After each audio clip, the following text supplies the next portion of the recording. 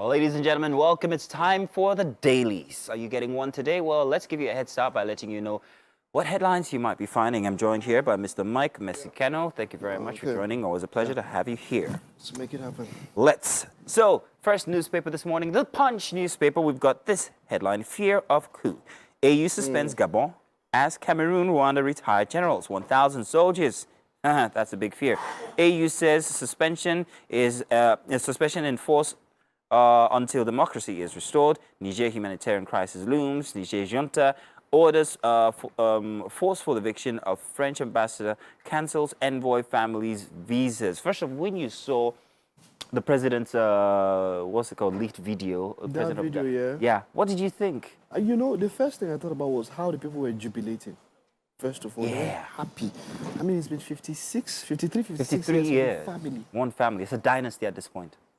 That's what it is. And there's something I mentioned yesterday. Like, guy, look, what is the thing with Africa, an obsession with power, with staying in power, and then you see a ripple effect from just yesterday, and then Rwanda and Paul Biya of Cameroon and Kagame of Rwanda are retiring top generals. Yeah, because they're afraid.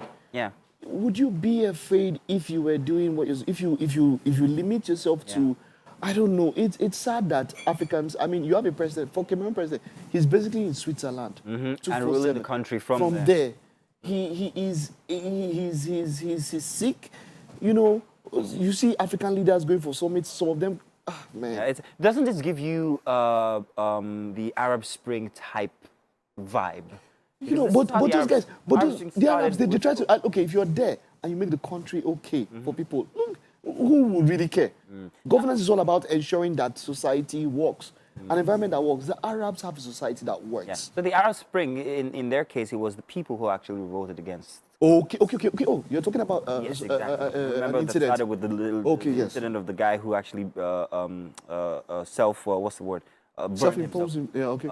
At the market square, and that caused one community, one country, and then I get what you what's mean. happening with these African Look, countries. it is not optimal. I am not recommending it, but what I would say is that and I mentioned it yesterday. This thing is a necessity. It will happen because people will get tired and say, look, let things. So hopefully, these people come in and they set up a transition government and secede power over to a democratically elected government. That's happened in Nigeria before. Yeah. The military came in, held it, and then passed it over. That's what we expect to happen in this hopefully scenario. so. I'm going to run through the rest of the headlines and then you'll take the next paper.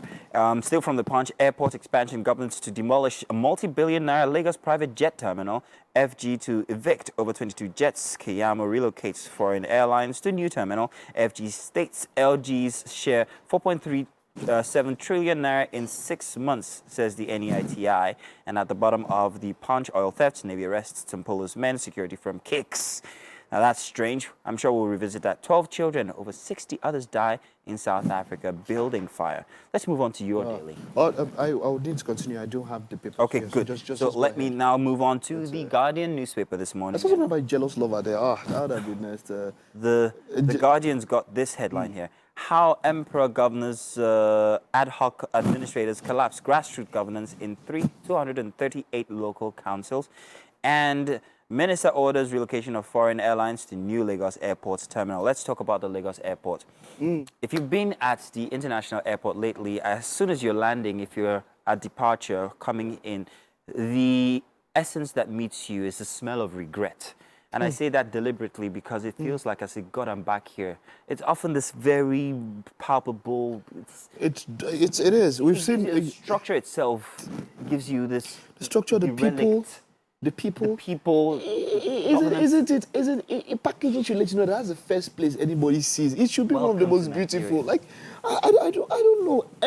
Everybody I know, every acquaintance I know, once they're coming back and they're showing pictures of that place, it's always No, exactly. It's such an and then the staff there don't just make it. They even make it even worse. Like a level of racketeering. So it's one thing to put back in order the structure. It's another thing to actually rehabilitate and recondition the people and orientation of the workers there. Moving on for The Guardian, after 244 years of reign, sit-tight African leaders review security architecture. We talked about that. CBN banks investigate suspected $1 billion currency counterfeiting. And revenue falls by 23% as federal states LGAs share 4.37 trillion naira. Let's move to our next daily this morning, and for that we have the Daily Trust newspaper. For the Daily Trust newspaper, palliatives, rice price spikes as FG state suppliers mop up markets. 50-kilogram bag records 10,000 naira increase in 10 days. Over our supplies depleting by high demand, traders say.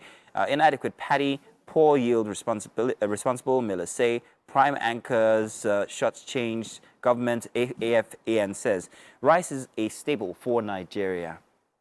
Whether you like it or not, you touch rice, you're touching a million, you're touching 250 million people. If production for rice goes down, then that's another, it's our staple food, rice, Gary. That is where we revolve around. Now, even though, it's unfortunate that this is in the news, and I can't find any other headline that has to do with the incoming doom when it comes to the floods that we're expecting. Oh yeah, so I think yesterday, well. yes, I think yesterday there was quite a lot of it. I spoke about how there shouldn't be a frenzy, as it seems there is a frenzy, because this happened last year. It was major last year. Before last year, it had taken over 12 years when it happened. But it happened last year, and we knew it was going to happen this year again, 2023.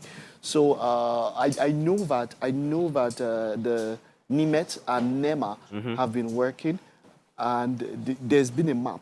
Check it out, of affected areas. And I'll say for those of us in Lagos here, Agege, some of those areas where you see a bike or a keke man who has listened to some motivation and says, I can do it. I can do it. And then there's flood coming. So personally, for flood control, it's basically governmental policies that can do that. But personally, you live in an area for flood-prone, get out. We are getting to that point now. The dams have been released. But there's the foreboding of loss when you talk about NEMA and NIMET. It's just what I hear is loss. It means I'm going to lose everything. If I have to relocate, I'm losing everything. How about what will happen? What could happen in terms of policies or arrangements, structural arrangements to actually stop these elements? To be honest, it's already too late. It is to do anything by now. A decade. If we can do now, we should be planning forward. For now, it's already too late. You might just have to leave. Very unfortunate. You might just have to leave. Well, we've been told that that's as much as we can take for this morning in the papers, but do pick up one or two. Let us know what you think. Use the hashtag WakeUpNigeria on TVC.